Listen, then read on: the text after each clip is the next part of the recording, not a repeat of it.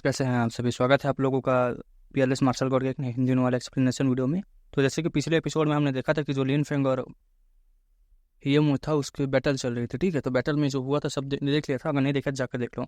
और मैं आप लोगों को एक बात बता देता हूँ कि जो संडे है उसके रात 8:30 बजे हम लोग लाइव आने वाले हैं, तो उसके लिए आप तैयार रहिएगा, है ना। अपने अपने क्वेश्चन भी रख सकते हैं। तो चलिए एपिसोड को स्टार्ट करते हैं। एपिसोड के स्टार्टिंग में हमें दिखाया जाता है कि साउंड अटैक से लिन फेंग की स्वॉर्ड वायलेंटली शेक करने लगती है। लिन फेंग अभी अपनी स्वॉर्ड होल्ड किया हुआ था, लेकिन ऐसा लग रहा था जैसे वो मूव ही नहीं कर पा रहा है। और उस टेरिफाइंग साउंड अटैक का प्रेशर के नीचे लिन फेंग कुछ मोमेंट्स के लिए अपना बॉडी भी मूव नहीं कर पा रहा था। इतनी डेडली फ्यूज एनर्जी को इतनी इजीली कैसे स्टॉप किया जा सकता था भला।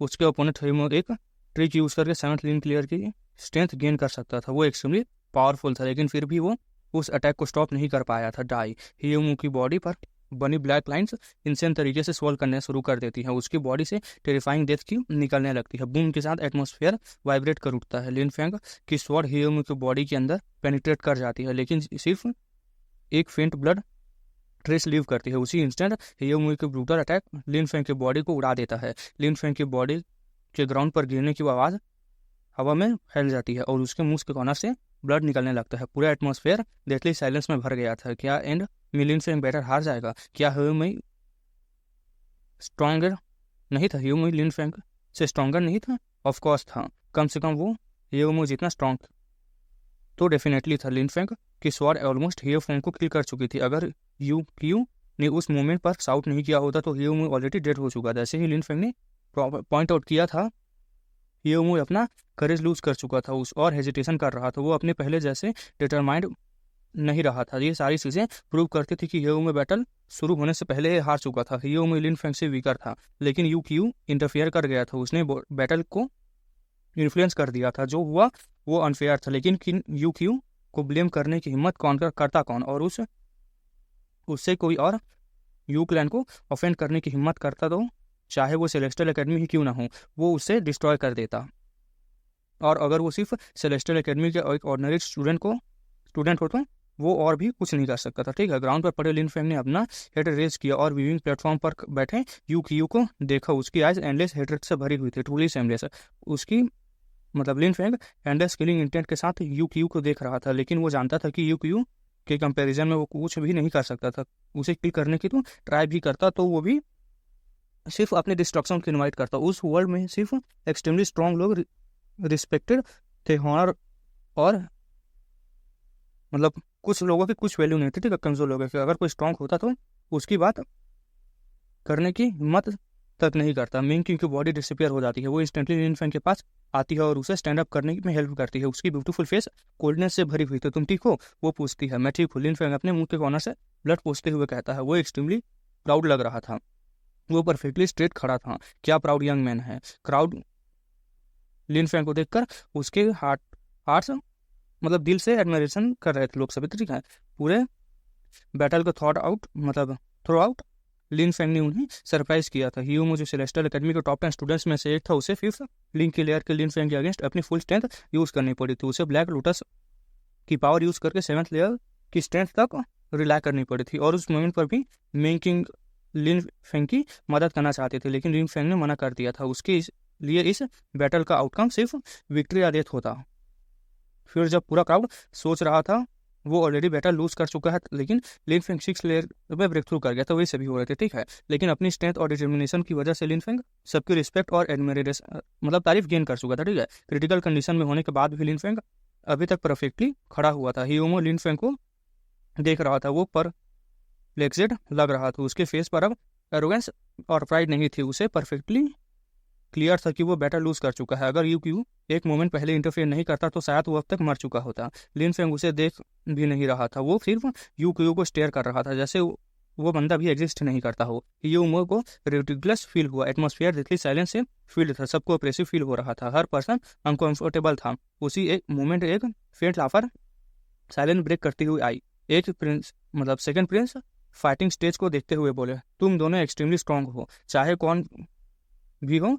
तुम दोनों एकेडमी के स्टूडेंट्स हो। अगर तुम दोनों में से कोई मर गया तो सेलेस्टियल एकेडमी और हमारे कंट्री दोनों के लिए ह्यूज लॉस होगा। चलो इस बैटल को यही एंड करते हैं। डुआन वू या बैटल को स्टॉप करना चाहता था, लेकिन उसने यूक्यू को इंटरफेयर करने के लिए ब्लेम नहीं किया। ऐसा लग रहा था कि सिचुएशन चाहे जो भी हो, सेकंड प्रिंस एक्चुअली क्या सोच रहा है ये गेस करना इम्पॉसिबल था। लॉन्ग डिंग सरप्राइज एक्सप्रेशन के साथ डुआन या की देखता है, फिर वो इमीडिएटली यू क्लैन और नी क्लैन की तरफ देखता है, जैसे सडनली सब कुछ क्लियर हो गया है। वो नोट करता है और बोलता है ऑलराइट, बैटल खत्म होती है। न्यू क्लैन कुछ नहीं बोलता। इस पॉइंट पर स्टॉप करना इतना बैड आइडिया नहीं था। आफ्टर ऑल हेयोमू की विक्ट्री हॉनरेबल नहीं लगती थी। अगर उसने लिन फेंग को किल किया होता तो लोग हेयोमू को उसके बिहेवियर के लिए बकचोदी करता। ठीक है, हे डेड बैटल कैसे रिजल्ट से पहले खत्म हो सकते हैं? क्या सेलेस्टियल एकेडमी के डिसाइबल्स यूजुअली इतने कावर्ड होते हैं? यूक्यू इंडिफरेंटली लॉन्ग डिंग को स्माइल करते हुए बोलता है। क्राउड स्टन रह जाती है। वो लिन फेंग को मरवाना चाहता था और उसने इंटेंशनली ये भी बोला था कि सेलेस्टियल एकेडमी के डिसाइपल्स फॉरवर्ड होते हैं। वो लॉन्ग डिंग को एंग्री करना चाहता था। कितना एविल इंसान था। लिन फेंग उसे ऑफेंड किया था, इसलिए यूक्यू लिन फेंग को डिफिकल्ट क्रिएट करने के लिए कोई भी कर सकता था। उसे मरवाना चाहता था। ठीक है, वो लिन फेंग को मरवाना ही चाहता था। उसे कोई फर्क नहीं पड़ता था कि इस वजह से क्राउन प्रिंस फेस लूज करे या नहीं। यू क्लैन का मेंबर था, ऑब्वियसली वो एरोगेंट था। लॉन्ग डिंग यूक्यू को स्टेयर कर रहा था। वो कुछ बोलना चाहता था लेकिन उसने अपना माउथ ओपन नहीं किया। उसी मोमेंट एक कोल्ड और डिटैच्ड वॉइस सुनाई दी। ऑफकोर्स सेलेस्टियल एकेडमी के लोग कावर्ड नहीं होते, लेकिन अनलाइक यू क्लैन के मेंबर्स। ये वर्ड्स ऑब्वियसली लिन फेंग ने बोला था। वो फिजिकली उस यूक्यू को देख रहा था। उसकी वॉइस कोल्ड और इंडिफरेंट के जैसे सबको लगने लगा कि वो इंसेन हो गया है। वो सरप्राइजिंगली अब भी यूक्यू को इंसल्ट करने की हिम्मत कर रहा था। क्या वो सच में मरना चाहता है? लेकिन किसी ने नहीं सोचा कि यूक्यू already life and death battle चाहता था। Lin Feng already life and death battle चाहता था। अगर लिन फेंग उसे फिर प्रवोक करे तो या ऑफेंड करे तो अब उसे ज़्यादा डिफरेंस नहीं पड़ता था। इवन डेड पीपल भी इतनी क्रेजी बातें करने की हिम्मत करते थे। मतलब वही लोग, ठीक है, जो मरने की इच्छा रखते थे। वैसा सर पे कफन बांध के निकले है वाला। यूक्यू की आंखें श्रिंक होने लगी। वो मर्डरस इंटेंट से लिन फेंग को देख रहा था। मेरा यू क्लैन कभी कावर्ड्स हुए हैं, कभी कावर्ड्स हुए हैं। तुम्हें इस बात की चिंता करने की जरूरत नहीं है। किसने हक दिया, ठीक है, हमें कावर्ड बोलने की? मुझे इस तरह बात करने का राइट नहीं है। लिन फेंग कोल्ड टोन में कहता है। फॉरवर्ड वॉक करता है और बोलता है, मैं तुमसे एक क्वेश्चन पूछना चाहता हूँ। यू क्लैन कितना स्ट्रॉन्ग है? उसके पास यंग मेंबर्स कितने स्ट्रॉन्ग है? यू क्लैन इंपीरियल सिटी में सबको फ्राइटन करता है। वो इजिली सेलेस्टियल एकेडमी को इन्हेट कर सकता है और तुम उससे पूछ रहे हो कि हम कितने स्ट्रॉन्ग है? यूक्यू स्नीर करता है, फिर बोलता है, यंग जनरेशन की बात करें तो वो सब जाइंट्स एमोंग मेन है। वो एक्सट्रीमली स्ट्रॉन्ग है। जाइंट्स एमोंग मेन, तुम सच में सेमलेस हो। मुझे नहीं पता कि हम का बंच भी जाइंट्स एमोंग में आता है या नहीं, काउंट किया जाता है या नहीं। ठीक है, लिन फेंग कहता है। यूक्यू और फ्यूरियस हो जाता है। लिन फेंग उसके फेशियल एक्सप्रेशन को इग्नोर करता हुआ उसके साइड में खड़े दो यंग मैन की तरफ पॉइंट करता है और बोलता है, ये दोनों मुझसे ओल्डर है। मैं इन दोनों को डेथ बैटल के लिए चैलेंज करता हूँ। अगर यू क्लैन के डिसाइबल जाइंट्स एमोंग मेन है तो ये डेफिनेटली फाइट करेंगे।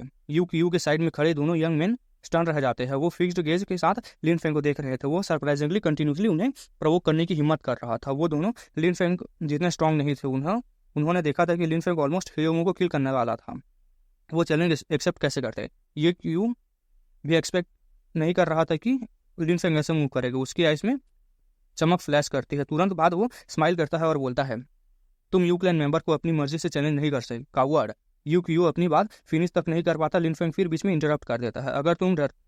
अगर तुम्हारी हिम्मत है तो बस हिम्मत करो। एक्सक्यूज देना या एस्केप रूट सोचने की जरूरत नहीं। तुम बोलते हो कि जेंट्स बहुत भरे पड़े हैं हमारे क्लैन में, लेकिन तुम ये कम है और कुछ नहीं है ये लोग मेरे नज़र में। लास्ट टाइम मैंने इनमें से एक को प्रेजेंट अरीना में वायलेंटली बीट किया था। मुझे नहीं लगता कि अब बीटिंग से वीक फील कर रहा है या नहीं। और मैंने दूसरे वालों को ह्यूमिलेट भी किया था। ये सिर्फ ट्रैश है। ये इतने सारे इतने भी नहीं है कि खुद रिवेंज भी ले सके। ठीक है, इन्हें सीनियर प्रोटेक्शन की जरूरत पड़ती है। ऐसे जाइंट्स का क्या फायदा? क्राउड भी लिन फेंग से थोड़ा सरप्राइज थी। वो तो ओरिजिनली सब कुछ यहाँ स्टार्ट हुआ था। लिन फेंग ने यू क्लैन के एरोगेंट यंग पीपल को ह्यूमिलेट किया था। नो वंडर यूक्यू उसे इतना डिसलाइक करता था। लिन फेंग कंटिन्यू करता है, जब मैं तुम्हें देखता हूँ तो मुझे लगता है यू क्लैन की जूनियर्स और सीनियर्स प्रोबेबली सेम ही हैं। इसलिए मुझे तुम्हारी कावर्डनेस और सेमलेस पर सरप्राइज नहीं होता। और फिर भी तुम लोग सोचते हो कि तुम सबसे बेटर हो। एक्चुअली मैं तुमसे एक क्वेश्चन पूछना चाहता हूँ, क्या यू क्लैन के सारे मेंबर्स इतने सेमलेस होते हैं? लिन फैंग के वर्ड्स क्राउड को कम्प्लीटली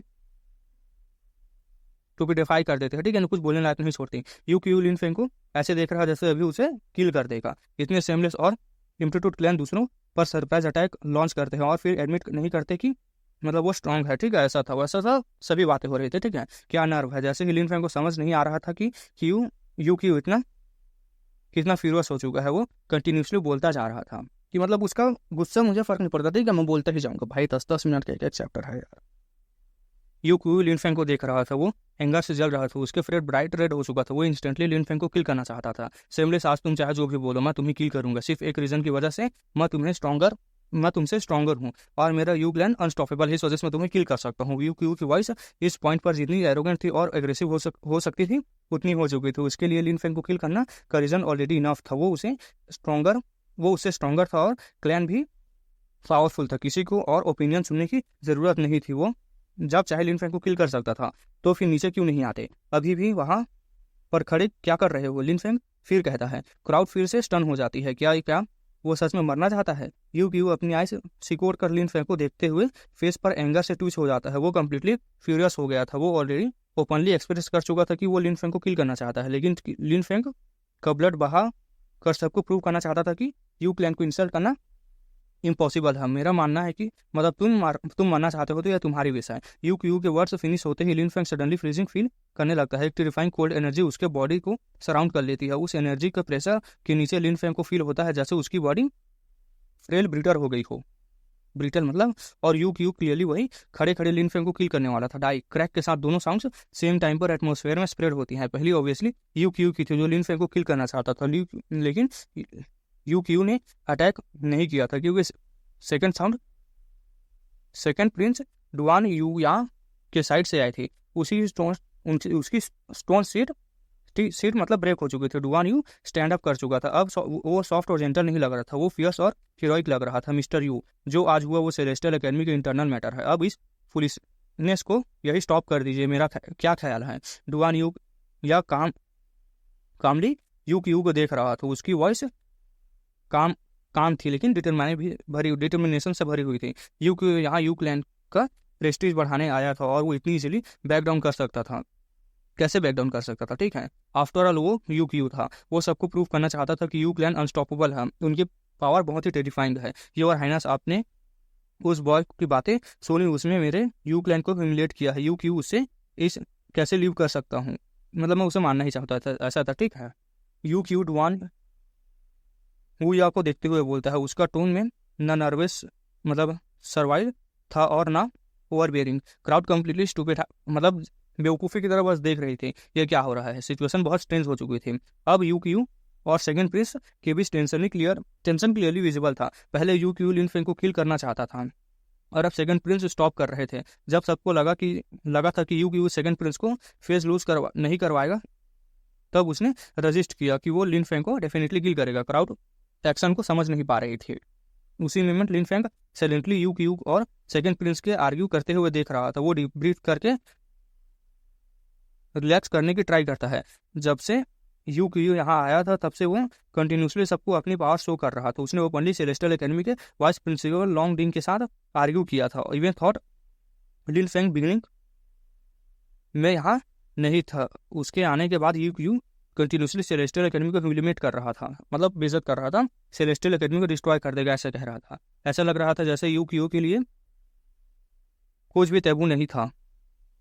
वो जो चाहे कर सकता था, जो चाहे बोल सकता था। उसने लिन फैंग और ह्यू के बैटल में भी इंटरफेयर कर दिया था। ऐसा लग रहा था जैसे वो कंटिन्यूसली प्रूव करना चाहता हो कि यू क्लैन सबसे पावरफुल है। रूल्स उसके लिए मैटर नहीं करते। लेकिन यू क्यू ऐसे बिहेव क्यों कर रहा था? अपनी स्ट्रेंथ डिस्प्ले करके और लिन फैंग को ना छोड़कर वो सबको प्रूव करता कि यू क्लैन सबसे मेजेस्टिक क्लैन है। इवन लॉन्ग डिंग भी साइलेंट हो गया था जब यू क्यू ने सेलेस्टियल एकेडमी को इनहेट करने की थ्रेट दी थी, जैसे वो इस मैटर्स में इन्वॉल्व ही होने की रिस्पॉन्सिबिलिटी नहीं लेना चाहते हैं। सब देख सकते थे लेकिन कि लॉन्ग डिंग और डुआन वू या के फ्रेंडशिप काफ़ी सॉलिड थे, लेकिन सेकंड प्रिंस और यू क्यू की रिलेशन समझने डिफिकल्ट था। वो पोलाइट दिख रहे थे लेकिन उनके बीच एक्चुअल रिलेशन मिस्टीरियस था। लिन फैंग ऑलरेडी डुआन यू या के से मिल चुका था। वो बंदा बैटल का रेफरी बन चुका था। उस बैटल का रिजल्ट हुआ था कि यू क्लैन का एक मेंबर जो होली कोर्टयार्ड ऑफ जीयू का स्टूडेंट था पब्लिकली ह्यूमिलेट हुआ था और अपना डेमोनिक फायर लूज कर चुका था। तभी से लिन फेंग को गेस हो गया था कि डुआन यू या यू क्लैन के रिलेशन अच्छे नहीं है, मतलब प्रिंस के, ठीक है। अब वो बात कंप्लीटली क्लियर हो गई थी। डुआन या मतलब वू या लिन फेंग को प्रोटेक्ट करना चाहता था, लेकिन यू क्यू उसे डेफिनेटली किल करना चाहता था। अब डुआन या का फेस लूज करे कि क्या होगा देखेंगे। लिन फेंग एग्जैक्ट रीजन नहीं समझ पा रहा था, लेकिन उसके माइंड में एक थॉट आया। उसने सोचा कि शायद सेकंड प्रिंस डुआन या ही एक्चुअली सेलेस्टियल एकेडमी का फाउंडर और हिडन प्रिंसिपल है। सब जानते थे कि सेलेस्टियल एकेडमी जैसी इंस्टीट्यूट सिर्फ कोई एक्सट्रीमली पावरफुल पर्सन ही क्रिएट कर सकता था, शायद इंपीरियल क्लैन की प्रॉपर्टी भी थी ये, ठीक है। और उस दिन डुआन वू या एग्जैक्टली से क्रिटिकल मोमेंट पर एकेडमी के लिए अपीयर हुआ था, जिससे लिन फेंग को ये डेयरिंग थॉट आया कि शायद एकेडमी का क्रिएटर वही है। यू क्यू ऑब्वियसली इस बात को जानता था, फिर भी उसने डुआन वू या के सामने ओपनली सेलेस्टियल एकेडमी को खत्म करने की बात कही थी। बिगनिंग से ही लिन फेंग गैम्बल कर रहा था कि डुआन वू या का सेलेस्टियल एकेडमी से डीप कनेक्शन है। लिन फेंग सिर्फ यू क्यू पर प्रेशर नहीं डाल रहा था, वो उसे किल करना चाहता था। वो डुआन यू या पर भी प्रेशर डाल रहा था कि वो एक्ट करे। तो वो देखना चाहता था कि डुआन वू या उसे मरने देगा या नहीं। वो लिटरली अपनी लाइफ गैम्बल कर रहा था। वो बेट कर रहा था, लगा रहा था कि डुआन मतलब सेकंड प्रिंस यू क्यू के रिलेशन उसकी वजह से वॉश हो जाएगा, वो एक्सपीरियंस मेंटेन नहीं कर पाएंगे, मतलब ठीक है वही, मतलब दुश्मन बन जाएंगे ऐसा था, ठीक है।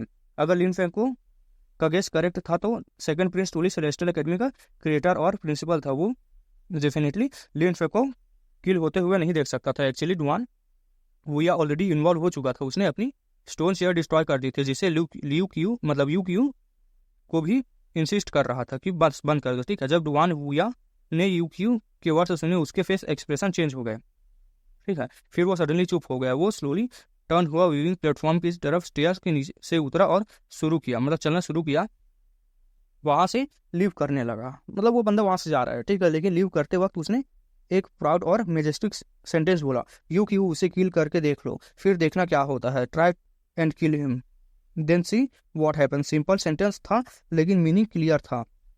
डुआन वूया ये बोलते ही ऑलरेडी लीव कर चुका था। सबसे टेरिफाइंग चीज ये थी कि वो बोलकर इंस्टेंटली चला गया। यू क्यू लिन फेंग को किल कर सकता था, लेकिन उसके बाद उसके साथ क्या होगा क्या पता। क्या टेरिफाइंग मेथड है। लिन फेंग डुआन युवा के डिसअपीयरेंस सिल आउट को देखते हुए सोचता है वो ट्रूली मिस्टीरियस था और अब सारी प्रॉब्लम यू क्यू के हैंड्स में थी, चॉइस भी उसकी थी। उसी मोमेंट यू क्यू के एक्सप्रेशन रिगिड हो गया। अगर वो अभी सेकंड प्रिंस अभी वहां होता तो वो यू क्यू जस्टिफाई कर सकता था, लेकिन अब जब डुआन युवा चला गया था तो वो आर्ग्यू भी नहीं कर सकता था। अब उसके पास सिर्फ एक चॉइस थी, लिन फेंग को किल करे या नहीं। कुछ टाइम ट्रैवल करने के बाद डुआन युवा सेलेस्टियल एकेडमी के टेरिटरी के अंदर सिचुएटेड अपनी प्राइवेट मेंशन में पहुंचता है। सडनली एक ब्लैक सिलआउट उसके बिहाइंड अपीयर होती है।